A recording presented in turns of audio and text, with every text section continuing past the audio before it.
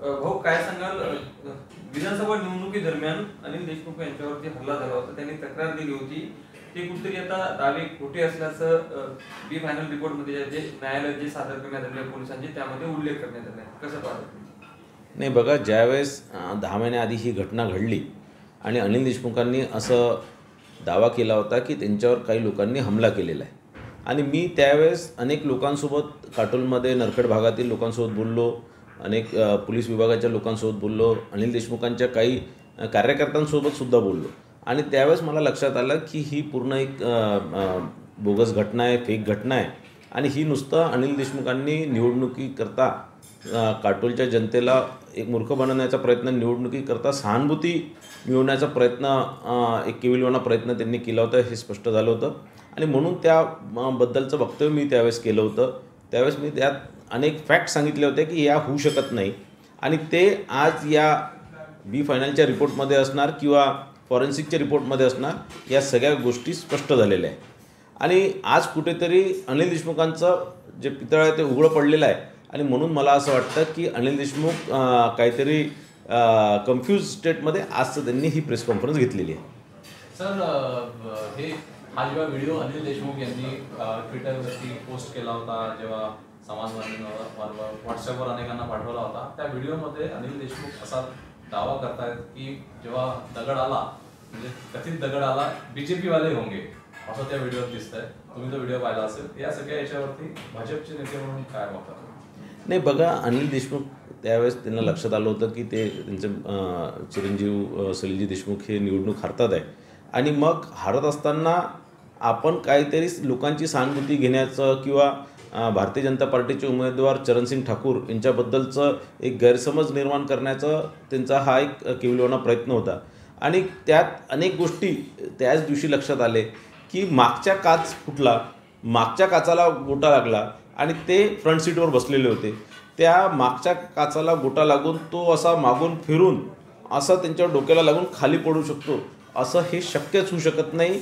म्हणजे जसं त्यावेळेस माननीय फडणवीस साहेबांनी सांगितलं की सलीम जावेदच्या मूवीचा स्क्रिप्ट, पिक्चरचा स्क्रिप्ट हा दिसतोय, त्याच प्रकारचा झाला आणि तो खरंच सलीम जावेदच्या पिक्चरचा स्क्रिप्ट होता असं आज काल या रिपोर्टमुळे स्पष्ट झालेलं आहे, फॉरेन्सिक रिपोर्टमध्ये स्पष्ट झालेलं आहे.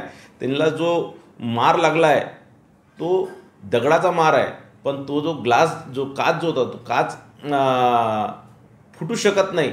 अशा प्रकारचे जे टेंटेड ग्लास आजकाल सगळ्या गाड्यांमध्ये असतात. मला वाटतं ते मर्सिडीजमध्ये प्रवास करत होते आणि त्या मर्सिडीजसारख्या गाडीचा काच साध्या गोट्याने एका वेळेस मारलेल्या गोट्याने कधीच फुटू शकत नाही आणि जर तो फुटलाही तरी तो त्यातला काच निघून यांच्या डोक्याला लागू शकणार किंवा असं मला असं वाटतं तो गोटा आरपार जाणार असं होऊ शकत नाही आणि म्हणून मला असं वाटतं की अनिल देशमुखांनी हा फार एक म्हणजे ज्या प्रकारचं त्यांनी ती सगळी घटना दर्शवली किंवा त्या सगळ्या घटनेचा त्यावेळेस त्यांनी काही फायदा घेण्याचा फार चुकीचा किंवा मूर्खपणाचा तो कळस होता, मला असं वाटतं. या निवडणुकीमध्ये अनिल देशमुख आणि सलील देशमुख यांच्या उमेदवारीवरूनही अनेक अंदाज, तर्क वितर्क हे वर्तवण्यात आले होते आणि सलील देशमुख हे उमेदवार होते.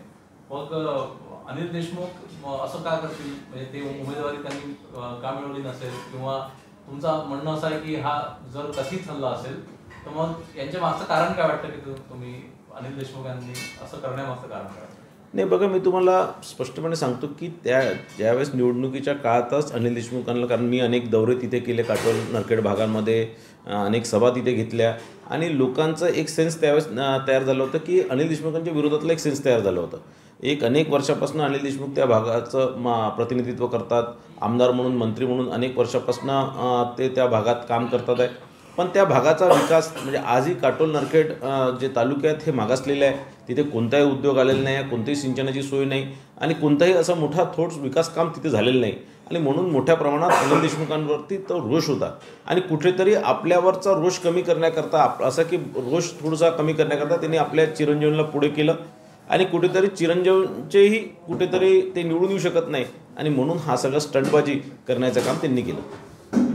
एक शेवटचा प्रश्न असा आहे या प्रकरणामध्ये, या संपूर्ण प्रकरणामध्ये अनिल देशमुखांचा दावा जो आहे, मग एखादा गुन्हा जर अशा पद्धतीनं चुकीची तक्रार दाखल करणे हा सुद्धा गुन्हा आहे. त्यामुळे अनिल देशमुखांना कारवाई व्हावी अशी काही तुमची मागणी आहे माझ्या लक्षात?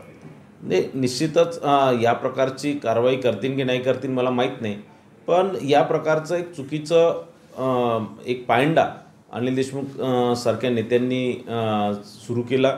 मला असं वाटतं याचा दुरुपयोग किंवा अनेक पुढारी पुढे करतील असं मला वाटतं. मला असं वाटतं अनिल देशमुखांवरती या प्रकारचं एक चुकीचं पोलीस कंप्लेंट केल्यामुळे त्यांच्यावर निश्चितच कारवाई झाली पाहिजे. सर, जयंत पाटील आणि गोपीचंद पडळकर यांचा वाद जो होता, गोपीचंद पडळकरांनी अत्यंत अश्लाघ्य वाक्य एक वापरलं होतं जयंत पाटलाबद्दल. ते पुढे जाऊन पुन्हा जयंत पाटलावर टीका सुरू केली आहे आणि मंगळसूत्र चोरलं, तुम्ही तुमच्या कोणत्या बायकोचं मंगळसूत्र चोरलं असं गोपीचंद पडळकरांनी जयंत पाटलांवर टीका केली. मुख्यमंत्र्यांनी समज दिल्यानंतरही स्टेटमेंट थांबत नाही. बघा, असं आहे की माननीय आमदार गोपीचंद पडळकरजींनी जे माननीय जयंत पाटील साहेबांवरती जे टीका केली त्याचं कोणीही समर्थन करणार नाही. जी पहिले त्यांनी राजाराम बापू पाटील साहेबांच्या बद्दल किंवा कोणाबद्दलही टीका केली त्याचं कोणीही समर्थन करणार नाही. पण मला असं वाटतं की त्यानंतर जे सगळे घटनाक्रम झाले, त्यानंतर ज्या प्रकारचे आंदोलनं किंवा मोर्चे किंवा ज्या प्रकारची खालच्या दर्जाची टीका काही राष्ट्रवादी काँग्रेस पक्षाचे नेते सातत्याने गोपीचंद पडळकरजींवरती करतात आहे, तेही कुठेतरी त्याचंही समर्थन करता येणार नाही. आणि ज्या प्रकारचं एक मोठा मोर्चा मला वाटतं सांगली किंवा कोल्हापूरमध्ये काढण्यात आला आणि मी त्याचे काही व्हिडिओ क्लिप्स बघितले आणि की बाबा गोपीचंद पडळकरनी, पण हेच सगळे जे सो कॉल्ड सेक्युलर लोक किंवा जे फार महाराष्ट्राची चिंता करणारे, ज्यावेळेस जरांगे पाटलांनी फडणवीस साहेबांच्या आईबद्दल वक्तव्य केलं किंवा फडणवीस साहेबांबद्दल टीका केली, त्यावेळेस हे मुंग गिळून बसले होते. आणि म्हणून कुठेतरी स्वतःच्या नेत्यावर कोणी बोललं की यांना मिरची लागते आणि तेच आणि किंवा महाराष्ट्राची संस्कृती या सगळ्या लोकांना आठवतं. कुठेही फडणवीस साहेब किंवा इतर दुसऱ्या नेत्यांवर कोणी काही बोललं तर मग हे यांना काही महाराष्ट्राची संस्कृती आठवत नाही. सर, RSSचे आद्य संस्थापक आद्य सर्वांगचालक डॉक्टर केशव बळीराम हेडगेवार यांना भारतरत्न द्यावा अशी मागणी अल्पसंख्याक मोर्चा भारतीय जनता पक्षाचे जमाल सिद्दीकी यांनी राष्ट्रपती द्रौपदी मुर्मू यांना पत्र लिहून दिले आहे. भाजप नेते म्हणून जमाल सिद्दीकी यांच्या भूमिकेकडे तुम्ही कसं वाटतं? निश्चितच या राष्ट्रीय स्वयंसेवक संघटनेची याची सुरुवात 1925मध्ये डॉक्टर हेडगेवारांजींनी केली होती आणि त्यांनी एक मोठं राष्ट्रनिर्माणचं काम या संघटनेच्या माध्यमातून झालेलं आहे.